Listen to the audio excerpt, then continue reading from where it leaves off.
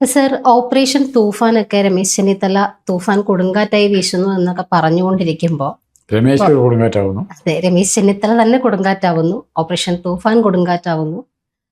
ഇതിന്റെയൊക്കെ ഇടയിൽ ഇപ്പോൾ 1000 കോടി രൂപയുടെ മയക്കുമരുന്ന് ഗുളികകൾ, ടഫ്ലോൾ ടാബ്ലറ്റ്സ് വിദേശത്തേക്ക് ലിബിയയിലേക്ക് കടത്താൻ ശ്രമിക്കുന്നതിന്റെ ഇടയിൽ പിടികൂടി എന്ന് പറയുന്നു. ആ പിടികൂടിയതിൽ സൂത്രധാരകർ ഉൾപ്പെടെയുള്ളവരെ, മലയാളികൾ ഉൾപ്പെടെയുള്ളവരാണ്. അവരെ പിടികൂടിയ സ്ഥലമാണ് ഇപ്പോൾ ഇൻട്രസ്റ്റിംഗ് ആയിട്ട് നമ്മുടെ മുന്നിൽ വന്ന് നിൽക്കുന്നത്.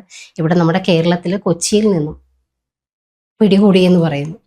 അപ്പോൾ തൂഫാൻ ഇത് സംഭവിച്ചിരിക്കുന്നത് ഡൽഹിയിലാണെങ്കിൽ പോലും ഇത്രയും മയക്കുമരുന്ന് വേട്ട, ലഹരി വേട്ട എന്നൊക്കെ പറഞ്ഞിട്ട് നമ്മുടെ ആഭ്യന്തര വകുപ്പ് ഇത്രയും കടന്നു കയറുന്ന ഈ ഒരു സമയത്ത് കൊച്ചിയിൽ നിന്നും നമ്മുടെ മൂക്കിന്റെ താഴെ നിന്നും പിടികൂടി എന്ന് പറയുന്നത് 2 മലയാളികളെയാണ്.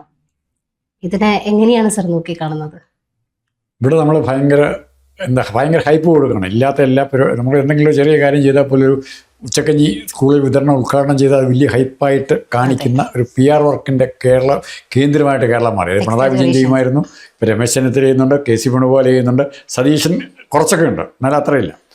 ഇവിടെ നമ്മൾ നോക്കേണ്ടത് ഇപ്പോൾ ഈ വിഷയം 1000 കോടി കൂടുതൽ, കറക്റ്റ് എനിക്കറിയത്തില്ല, 1000 കോടിയിൽ കൂടുതൽ മയക്കുമരുന്ന് ഗുളികകൾ, 12 കോടി മയക്കുമരുന്ന് ഗുളികകൾ, 12 കോടി മയക്കുമരുന്ന് എണ്ണത്തിൽ 12 കോടി ഗുളിക, 1000 കോടിയുടെ വാല്യൂ ഉള്ള മയക്കുമരുന്ന്. അപ്പോൾ ഇത് കേരളത്തിൽ നിന്നാണ് പിടിച്ചത്. കേരളത്തിലെ ആൾക്കാർ അതിനകത്ത് ഇൻവോൾവ്ഡാണ്. ഇവിടെ രാവിലെ തൊട്ട് വൈകുന്നേരം വരെ എല്ലാം ഭയങ്കര തീവ്രമായ പരിശോധന നടന്നു. അതിനെപ്പറ്റി പത്രങ്ങൾ വരികയും ചെയ്തു. പക്ഷെ ഇത് കാണുമ്പോൾ നമുക്ക് ഇവിടുത്തെ പരിശോധനയെക്കുറിച്ചും ഇവിടുത്തെ കണ്ടെത്തലുകളെക്കുറിച്ചും എൻ്റെ മനസ്സിലുണ്ടാകുന്ന ചിന്ത, പണ്ടൊക്കെ ചില SIമാർ ചാർജ് എടുത്താൽ തിയേറ്ററിൽ ഇരുന്ന് അറിയാതെ ബീഡി വലിക്കുന്നു, എന്ന സീറ്റൊക്കെ വളരെ ബീഡി വലിക്കുന്നതിന് കലിങ്കലിരുന്ന് വർത്തമാനം പറഞ്ഞുകൊണ്ട് ചെറുപ്പക്കാരെയൊക്കെ പിടിച്ച് അടി കൊടുത്ത് ഞാൻ ഹീറോയാണെന്ന് വരുന്ന SIമാരുണ്ട്. ആ സ്റ്റൈൽ മാത്രമേ ഉള്ളൂ നമ്മുടെ തൂഫാൻ വേട്ടയ്ക്ക് തോന്നിപ്പോകും.